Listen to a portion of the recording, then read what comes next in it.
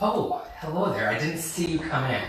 You must be here for Chapter 2 of Coraline in this installment of reading Storytime for Tiny, Not So Tiny, and Other Sized Dogs, brought to you by the Reading Room CLE.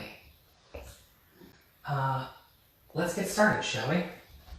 I have my book somewhere around here. Ah, yes. Oh, Adam, it's story time. Please be seated. Please be seated. Please be seated. Please be seated. Here we go. Coraline by Neil Gaiman. Chapter 2. Chapter 2. The next day, it had stopped raining, but a thick white fog had lowered over the house. "I'm going for a walk," said Coraline. "Don't go too far," said her mother, "and dress up warmly."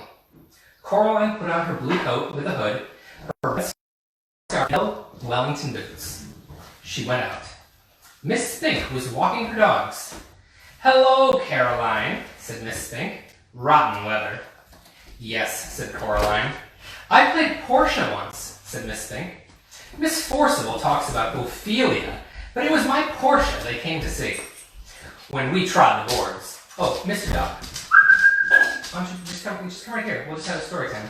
I'll even give you a lovely treat. Sit. Sit. Sit. Come here. Oh, look. A lovely treat. It's story time. For you. You sweet pup.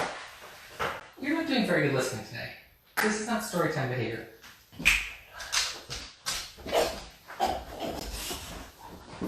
Down. Oh, good pup. Good pup. Good pup.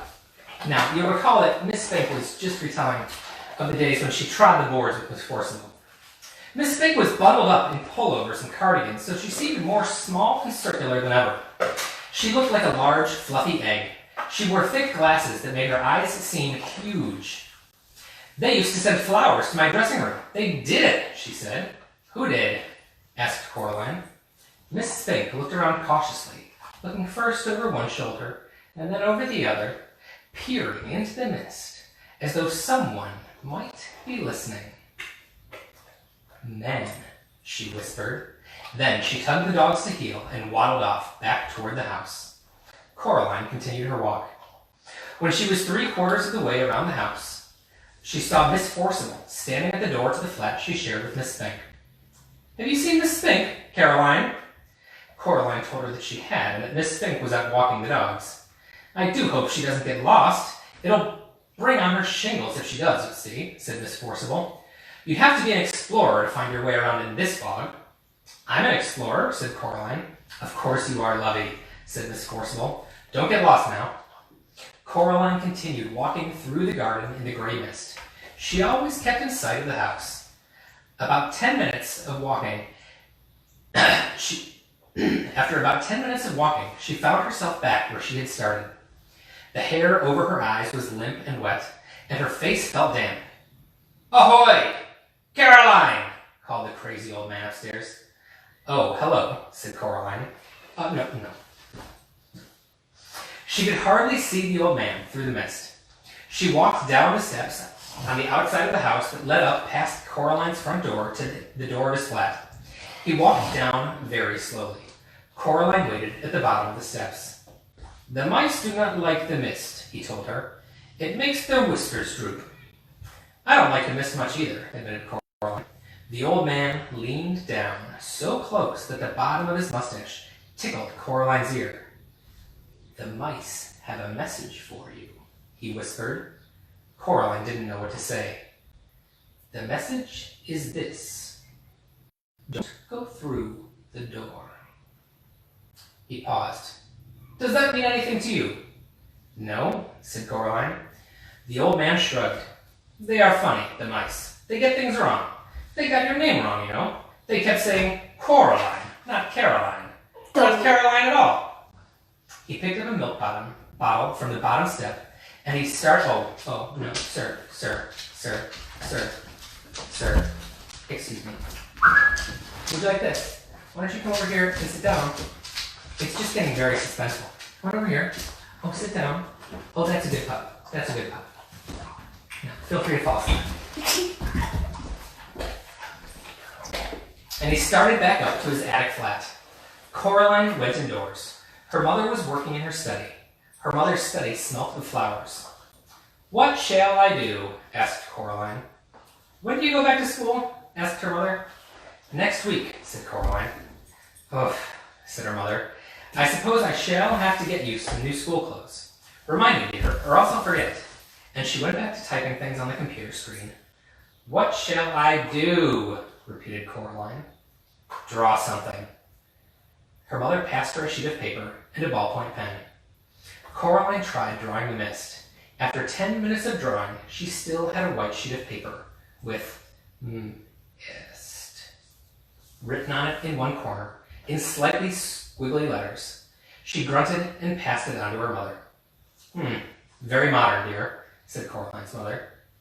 Coraline crept into the drawing room and tried to open the old door in the corner. It was locked once more. She supposed her mother must have locked it again. She shrugged. Coraline went to see her father. He had his back to the door as he typed. "Go away," he said cheerfully as she walked in. "I'm bored," she said. "Learn how to tap dance," he suggested without turning around. Coraline shook her head. "Why don't you play with me?" she asked. "Busy," he said. "Working," he added. He still hadn't turned around to look at her. "Why don't you go and bother Miss Spink and Miss Forcible?" Coraline put on her coat and pulled up her hood and went out of the house. She went down the steps. She rang the door of Miss Spink and Miss Forcible's flat. Coraline could hear a frenzied woofing as the Scotty dogs ran out into the hall. After a while, Miss Spink opened the door. "Oh, it's you, Caroline," she said. "Angus, Hamish, Bruce, down now, lovies. It's only Caroline. Come in, dear. Would you like a cup of tea?" The flat smelt of furniture polish and dogs. "Yes, please," said Coraline. Miss Spink led her into a dusty little room, which she called the parlor. On the walls were black and white photographs of pretty women, and theater programs in frames. Miss Forcible was sitting in one of the armchairs, knitting hard. Miss Spink poured Coraline a cup of tea in a little pink bone china cup with a saucer, and gave her a dry Garibaldi biscuit to go with it. Miss Forcible looked at Miss Spink, picked up her knitting, and took a deep breath. "Anyway, April, as I was saying, you still have to admit, there's life in the old dog yet," she said. "Miriam, dear, neither of us is as young as we were." "Madame Arcati," replied Miss Forcible, "the nurse in Romeo, Lady Bracknell. Character parts. They can't retire you from the stage." "Now, Miriam, we agreed," said Miss Spink. Coraline wondered if they'd forgotten she was there. They weren't making much sense. She decided they were having an argument as old and comfortable as an armchair, the kind of argument that no one ever really wins or loses, but which can go on forever if both parties are willing. She sipped her tea. "I'll read the leaves if you want," said Miss Spink to Coraline. "Sorry?" said Coraline.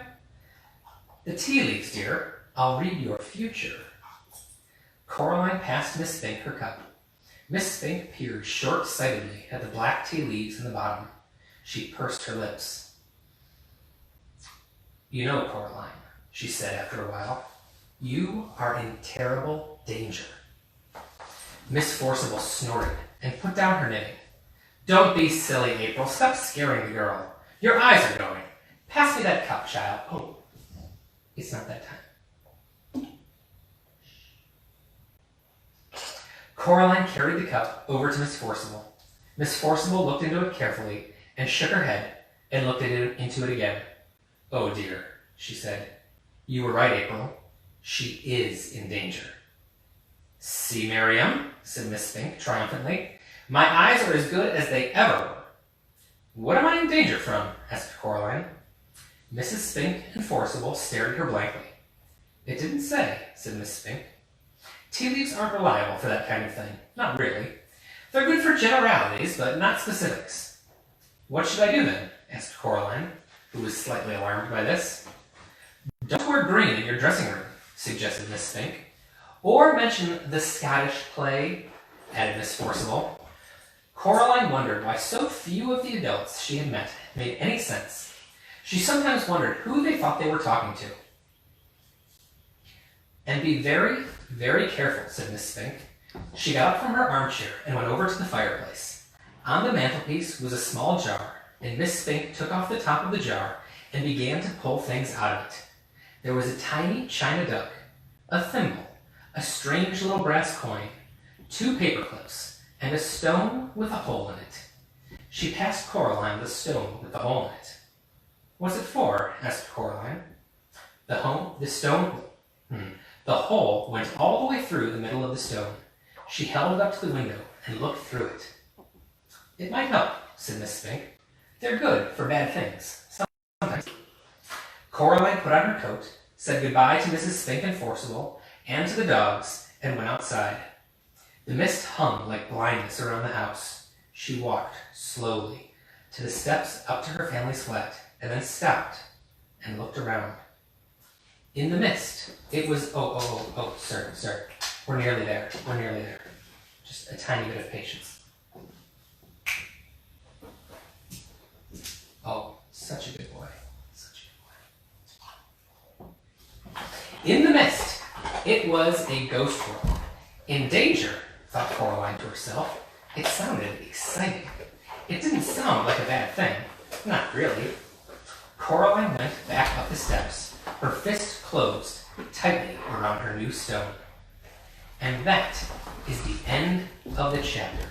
We hope you've enjoyed this installment of Storytime for tiny dogs, not so tiny dogs, and dogs of all sizes, brought to you by the Reading Room CLE.